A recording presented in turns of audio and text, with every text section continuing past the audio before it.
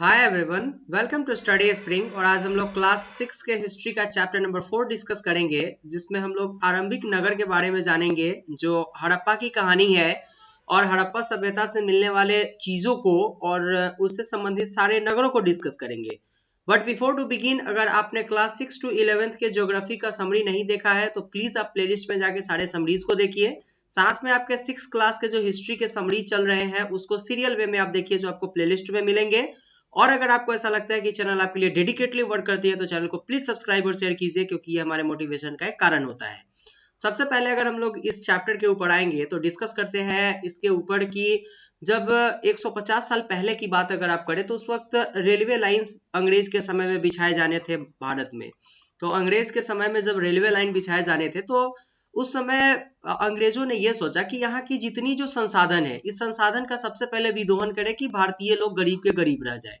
तो उन्होंने क्या किया कि खुदाई करना स्टार्ट करवाया और उससे जो ईंटें निकलते थे उसको क्या किया कि जबरदस्त तरीके से उसका उपयोग किया रेलवे लाइन को बिछाने में।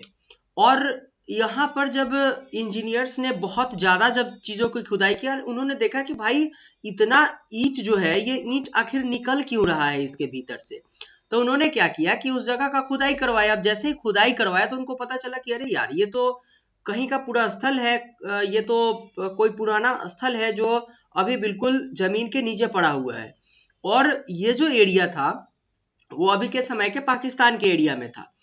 तो उन्होंने ऐसा सोचा कि ये जो ईंट निकल रही है इसका हम लोग क्या करते हैं कि इसका उपयोग हम इस तरीके से करते हैं कि इससे हमें रेलवे लाइन को बिछाने में बहुत कम खर्च पड़े। वैसे भी अगर आप मॉडर्न हिस्ट्री की तरफ जाइएगा तो कुछ अंग्रेजों का ऐसा मानना है कि रेलवे लाइन का विस्तार भारत में करना अंग्रेजों के भारत से निकलने की सबसे अहम कारणों में से एक थी। क्योंकि ये क्या किया कि लोगों को एक जगह से दूसरे जगह पहुंचने में अहम भूमिका निभाता था और मैसेंजर के तौर पर यह काम करना स्टार्ट कर दिया। इससे अंग्रेजों को तो घाटा हुई ही थी, बट उस वक्त अंग्रेजों ने इसको अपने जो है वो सहायता के लिए रेलवे लाइन को बिछाना स्टार्ट किया था। लेकिन इसका गलत इम्पैक्ट, बैड इम्पैक्ट पड़ा अंग्रेजों के ऊपर खुद ही। लेकिन उस वक्त अंग्रेज ने इंडियन रिसोर्सेज को इस तरीके से यूज किया था कि हम इसका विदोहन करते। और अगर हम लोग देखें इसके बाद के बात को, तो जब इसका पूरे तरीके से इसके ऊपर जब रिसर्च किया गया तो पता चला कि ये जो एक जो खंडर है, ये सबसे पुराने खंडरों में से एक है। सबसे पुराने शहर, एक स्टेबल शहर, एक फाइनली आप बोले तो उसको स्टेबल शहर जो कि बहुत मॉडर्न तरीके से बसाया गया हुआ था, उसका एक खंडर है ये। और इस तरीके से जो नगर खोजे गए इसके आसपास के, उस जगह को बोला गया कि ये हड़प्पा सभ्यता कालीन इमारतें हैं, क्योंकि सबसे पहले जिस जगह को खोजा गया हुआ था वो जगह हड़प्पा ही थी। और उसके बाद जो भी इस तरीके के शहर को खोजा गया, इस तरीके के पूरा स्थल को खोजा गया, उसको हड़प्पा कालीन इमारतों के रूप में या हड़प्पा कालीन पूरा स्थल के रूप में जाना जाता है। अगर इस तरीके के शहरों की निर्माण करें तो आज से ये 4700 वर्ष पहले की बात है जब हड़प्पा सभ्यता का निर्माण हुआ था। उसके बाद क्या हुआ था जिसके कारण इस शहर का खात्मा हो गया हुआ था, यह शहर बिल्कुल जमीन के नीचे चली गई हुई थी, इसके बारे में कोई साक्ष्य एक्चुअली में नहीं है। जैसे कि अगर आज राम मंदिर किसी कारण बस जो है वो विलीन हो जाता है धरती में, तो खुदा न करे ऐसा हो, राम न करे ऐसा हो, या रहीम न करे ऐसा हो, मैं किसी पार्टिकुलर कास्ट को यहाँ पे जो है वो इंडिकेट करना नहीं चाहता हूँ। अगर ऐसा होता है तो वहां पे कुछ ऐसे साक्ष्य रखे गए हुए हैं जो कि बताएगा कि यहाँ पे राम मंदिर था, ये कब बनाया गया हुआ था। लेकिन यही चीज हमारे हड़प्पा सभ्यता में नहीं थी, जिससे ये केवल एक्चुअली में कार्बन मेथड से ये पता किया जाता है कि ये कितने पुराने थे। तो ये आपको 4700 वर्ष पुराने दिखते हैं, लेकिन ये एक्चुअली में 4700 वर्ष पुराने हैं या ये आपके 4800 पुराने हैं, वर्ष पुराने हैं, इसके आपके पास कोई एग्जैक्ट साक्ष्य है नहीं एक्चुअली में। इसके बाद अगर हम लोग देखेंगे तो इन नगरों की विशेषता क्या थी, ये नगरें क्यों इतनी ज्यादा जो है आज फोकस में है, क्यों इसके ऊपर बहुत ज्यादा वर्क किए जाते हैं, इसके ऊपर आज भी सर्वे होता है, इसके पीछे क्या रीजन है। तो उस वक्त आज से 4700 वर्ष पहले की बात करें, आज आप नगरों को नए तरीके से बसा रहे हो और एक ऐसा आदमी था, एक ऐसे लोग थे जिन्होंने इस तरीके के नगर को पहले बसा चुका था। तो उनकी बात अगर हम लोग करें तो उन्होंने सबसे पहले किया क्या था कि यहाँ पर जो है वो अलग अलग तरीके से अलग अलग एरिया में जो है वो शहरों का निर्माण किया गया हुआ था। ऊंचाई वाले एरिया में अलग तरीके के तरीके से जो है वो शहरों का निर्माण किया गया था। निम्न वाले जो निचास वाले एरिया है वहां पे अलग तरीके से शहरों का निर्माण किया गया हुआ था। और ऊंचाई वाले भाग को जो है वो पुरातत्वविदों ने नगर दुर्ग का नाम दिया था, और नीचे हिस्से वाले को जो है उन्होंने निचला नगर का नाम दिया था। जो हमारे पुरातत्वविद है, जो आर्कियोलॉजिस्ट थे, उन्होंने ये बात कही थी। बट जो मोहनजोदड़ो थी उसमें मोहनजोदड़ो में तालाब, आपने एक मोहनजोदड़ो फिल्म देखा है, ठीक है, मोहनजोदड़ो फिल्म देखा है, और इस फिल्म में जो है ऋतिक रोशन का अगर आपने रोल पूरा देखा है तो वहां पे आप नगरों के बारे में, इस तरीके के नगरों के बारे में बहुत अच्छे से जान जाइएगा। इस नगर की एक बहुत बड़ी खासियत यह थी कि यहाँ पर जो है उन्होंने पुरातत्वविदों ने एक बहुत बड़े स्नान घर को देखा था, जिसको उन्होंने स्नानागार नाम दिया था। और इस स्नानागार की खासियत क्या थी कि ईंट और प्लास्टर से बने हुए थे। ये प्लास्टर दोनों का कंबाइंड मिश्रण था ये, और प्लास्टर के ऊपर चारकोल की परत चढ़ाई गई हुई थी, जिससे कि इसमें रिसाव नहीं होता था। चीजें क्लियर है। इसके बाद जो इंपॉर्टेंट है, जो सीधे प्री के फैक्टर्स में होंगे, वो आपके ये है कि कालीबंगा और लोथल एक ऐसा नगर था जहां से अग्निकुंड मिले हैं। सीधे प्री में आएगा ये क्वेश्चन। इसके बाद जो है ये चीज, अगर आपको अग्निकुंड का साक्ष्य मिला है तो इसको आप इस तरीके से डिनोट कर सकते थे कि अग्निकुंड में यज्ञ होता रहा होगा, मतलब उस वक्त ये लोग यज्ञ भी करते थे। या फिर आप इसको ऐसे भी देख सकते थे कि कुछ लोग इसको जो है वो मांस बनाने के लिए यूज करते रहे होंगे, ठीक है। या फिर हड़प्पा और मोहनजोदड़ो और लोथल जैसे कुछ नगरों में बड़े बड़े भंडार गृह भी मिले हुए हैं। तो इससे आप ये समझ सकते हैं कि उस वक्त के लोग अच्छे जो है वो किसान हुआ करते थे। तो इस तरीके से आप केवल इसको इमेजिन कर सकते हैं। ये इमेजिनरी है, इसके कोई साक्ष्य आपको 100% नहीं मिल सकते हैं। वही जो गड्ढा होगा, वही जो अग्निकुंड होगा या फिर कुंड होगा, जिसमें हम लोग क्या कर सकते हैं, तो फसल का भंडारण कर सकते हैं, उसी में हम लोग यज्ञ कर सकते हैं, और उसी में किसी जंतु को हम लोग पका करके खा भी सकते हैं। तो आप केवल इमेजिन कर सकते हैं कि होने वाला क्या था, हो क्या सकता है। आपके पास 100% साक्ष्य नहीं है, क्योंकि 4700 वर्ष पहले का पुराना व्यक्ति कोई आपके पास है नहीं। और वहां उस वक्त की जो भाषा थी आप उसको भी आसानी से नहीं पढ़ सकते हैं, क्योंकि पांडुलिपि तो आपको बहुत मिली है, लेकिन आप उस पांडुलिपि को पढ़ नहीं पा रहे हो। क्लियर बातें हैं। इसके बाद इस नगर की एक और खासियत क्या थी कि ये नगर जो है वो आधुनिक पाकिस्तान के पंजाब और सिंध प्रांत, भारत के गुजरात, राजस्थान, हरियाणा और पंजाब वाले प्रांतों में मिलते हैं, जो आपके हड़प्पा सभ्यता, हड़प्पा कालीन जो आपके नगर थे वो। और इसकी बहुत बड़ी विशेषता क्या थी कि यहाँ पर काले रंग के चित्र बने हुए बहुत सारे आपको जो है वो पत्थर मिल जाते, पत्थर के ऊपर नक्काशी किए हुए चीज, साथ में आपको मुहर मिल जाते, फिर आपको तांबे के उपकरण और पत्थर, ब्लेड वगैरह सारे कुछ मिले हैं यहाँ पर, जिसके साक्ष्य आपको देखने को मिलेंगे। ये सारे चीज केवल यही बताना चाहती है कि आपका जो नगर था मोहनजोदड़ो, हड़प्पा, ये आप बोले तो वेल डेवलप्ड एरिया हुआ करता था उस वक्त का। अगर आप इसके थोड़ा सा इसके ऊपर अगर आए, इसके स्ट्रक्चर के ऊपर, तो कुछ इस तरीके से आपको झेलम नदी दिखाई देगी, यहाँ चेनाब नदी दिखाई देगी, रावी, और यहाँ पे आपको रावी नदी के कॉर्नर पे हड़प्पा दिखाई देगी। सेम सिंधु नदी के किनारे पे आपको मोहनजोदड़ो दिखाई देगी, और इसी के किनारे पे चनहुद्रो भी है। और सिंधु नदी से आगे बहते हुए जब इस तरीके से जाइएगा तो यहाँ पे सुत का गोह है, और सुत का गेंडोड़ भी यहीं पे आपको देखने को मिलेगा। तो ये चीजें हम लोग धीरे धीरे करके डिस्कस करेंगे। बट इसके बाद जो इंपॉर्टेंट फैक्टर्स है उसके ऊपर आए।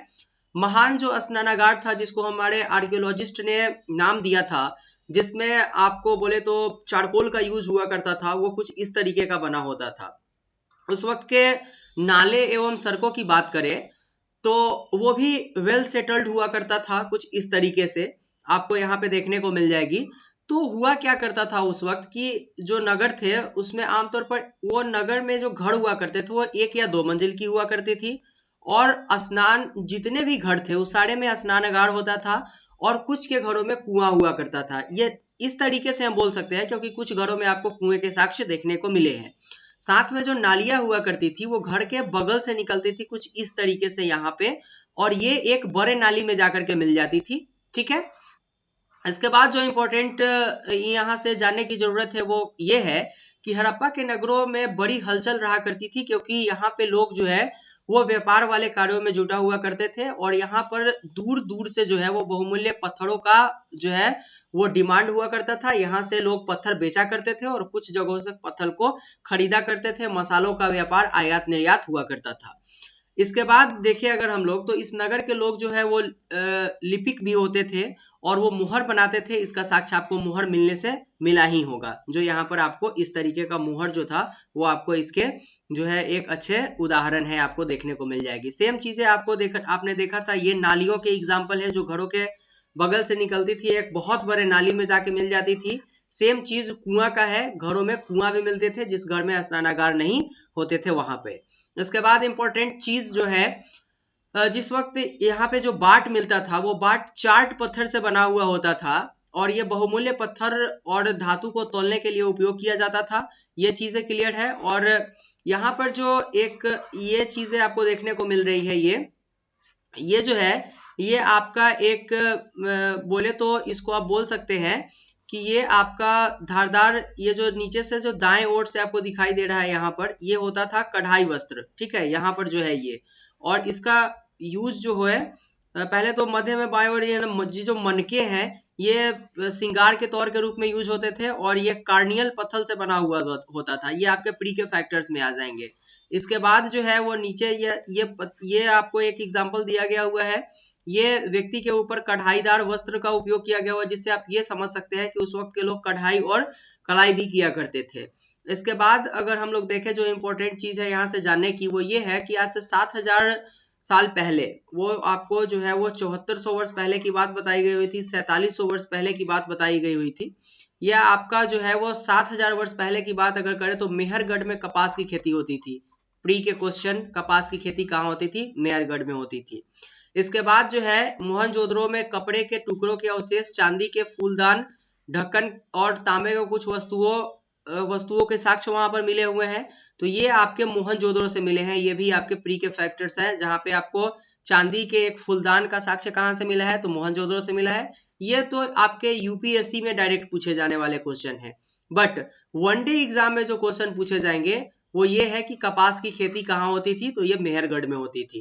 क्लियर है। इसके बाद जो चीजें हैं वो जो इंपॉर्टेंट है जिसको जानना चाहिए आपको, तो उस वक्त के समय में हड़प्पा सभ्यता के समय में पत्थर और शंख प्राकृतिक तौर पर पाए जाते थे, आज भी पाए जाते हैं, और फ्योन्स को कृत्रिम रूप से तैयार किया जाता था। अब जो प्रीलिम्स के क्वेश्चन आपके बनेंगे वो यहाँ से बनेंगे कि फ्योन्स, बालू या स्फटिक पत्थर का चूर्ण मिला करके और उसमें जब गोंद लगाई जाती थी तो ये आपके फ्योन्स बना करते थे। ठीक है, और फ्योन्स से मनके, चूड़ियां, बाले और छोटे बर्तन बनाए जाते थे। क्लियर है। कच्चे माल के बात अगर करें हम लोग, तो उस वक्त भी आज के तौर पे जो है वो रॉ मटेरियल्स अवेलेबल हुआ करते थे, और रॉ मटेरियल्स वो होते थे जो प्राकृतिक तौर पर अवेलेबल होते थे, और फिर किसान या पशुपालक उनका उत्पादन करते थे।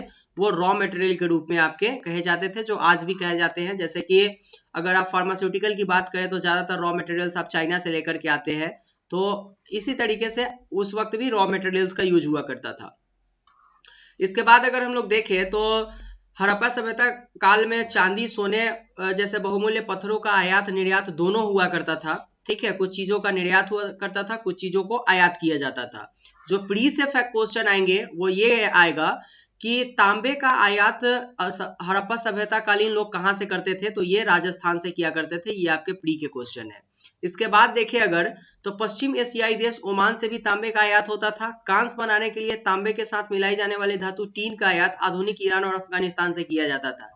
ये एकदम बिल्कुल प्री के क्वेश्चन है, इसको सीधे याद करते हुए चलिएगा। इसमें कहीं कोई निमोनिक्स, कहीं कुछ फालतू की चीजों को जोड़ने की जरूरत नहीं है। सीधे एग्जाम में आएंगे क्वेश्चन और सीधे एग्जाम में आंसर करके आना है। इसमें बहुत चीजों को डिस्कस नहीं करना है। यहाँ पे सोने के आयात की अगर बात करें तो आधुनिक कर्नाटक से, आज भी कर्नाटक सोने के उत्पादन में सबसे श्रेष्ठ है, पहले भी था।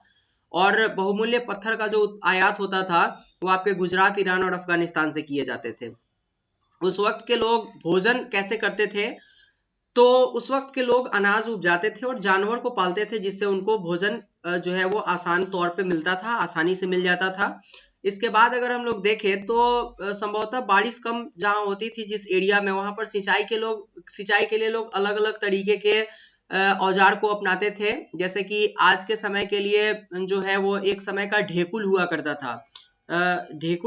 था, जो थोड़ा सा मॉडरेट था। उस वक्त भी लोग इस तरीके के चीजों का यूज किया करते थे जिसके साक्ष्य आपको मिले हैं। साथ में उस वक्त लोग जो है गाय भैंस बकरियां पालते थे, उससे दूध और मांस का उपयोग उसके करते थे और उससे उनका जीवन यापन होता था। गुजरात में हड़प्पा कालीन नगर का सूक्ष्म निरीक्षण अगर आप कीजिएगा यहाँ पर, तो बहुत सारे चीजें थी जिसको डिस्कस करने हैं अभी। जैसे कि कच्छ के इलाके में खादिल बेद के किनारे धौलावीर का नगर आपको देखने को मिलेगा, और यहाँ पे साफ पानी और उपजाऊ जमीन मिलती थी। ये आपके प्री के फैक्टर्स है, ठीक है। और यहाँ पर जो है धौलावीर को 3 नगरों में बांटा गया हुआ था। ये चीज क्लियर है जो एग्जाम में आएंगे। साथ में जो है गुजरात के खंभात की खाड़ी में मिलने वाली साबरमती की एक उप नदी के किनारे बसा नगर लोथल था। यहाँ पर भी कालीबंगा से चूड़ियों का साक्ष्य मिला है और लोथल से आपको बेशकीमती पत्थरों का साक्ष्य मिला होगा, ये आपको पढ़ने हैं। यहाँ से आपको भंडारगिरी के कई मुहरे और मुद्रांकन, मुहरबंदी जो गीली मिट्टी के ऊपर दबाने से जो एक छाप बनता था, उससे जो मुद्रांकन या मुहरबंद का इस्तेमाल होता था, उसके साक्ष्य आपको यहाँ से देखने को मिल गए हुए हैं। क्लियर है यहाँ तक? इसके बाद अगर मुहर या मुद्राकन या मुहरबंदी की बात करें तो ये डिब्बे और थैले के ऊपर लगाए जाते थे, और जब एक स्थान से दूसरे स्थान पर सामान को भेजा जाता था तो इसका उपयोग किया जाता था। मतलब कि अगर ये मुहर कभी टूट गए या फिर इसका अगर किनारा टूटा हुआ है तो इसे समझ में आ जाता था कि यहाँ पे कोई जो है वो बार्गेनिंग हो गया है। सभ्यता के अंत का रहस्य अगर देखें तो इसका कोई साक्ष्य आपको नहीं मिला है आज तक, बस हम एक अंदाजा लगाए हैं। जैसे कि आज से 3900 वर्ष 3900 साल वर्ष पहले कुछ ऐसा बदलाव देखने को मिला हुआ था जिसके कारण अचानक ये नगर धंस गया हुआ था, या फिर कोई ऐसा प्राकृतिक आपदा आया था जिसके कारण ये नगर खत्म हो गई हुई थी। और क्या रीजन था एग्जैक्ट आज भी किसी को नहीं पता है। बट ये नगर जो है वो जल निकास प्रणाली नष्ट हो गई थी, और इस नगर की जल निकास प्रणाली भी नष्ट हो गई थी, और सड़कों पर झुग्गी नुमा घर बनाए गए थे वो भी सारे नष्ट आपको देखने को मिले थे। मतलब इससे ये चीज आप अंदाजा लगा सकते हैं कि कोई जरूर प्राकृतिक आपदा हुआ होगा तभी ये शहर इस तरीके से खत्म हुई है।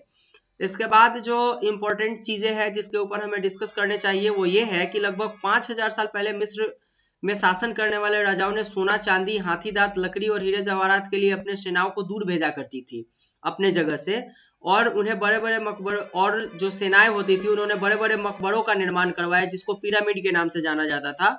और जब राजाएं मर जाया करते थे तब उनको इसी पिरामिड में दफनाया जाता था, और जब वो जो लाश हुआ करती थी उसको हम लोग मम्मी के रूप में आज भी जानते हैं, मामी के रूप में, नॉट मम्मी, ये मम्मी के रूप में जाना जाता है, मम्मी।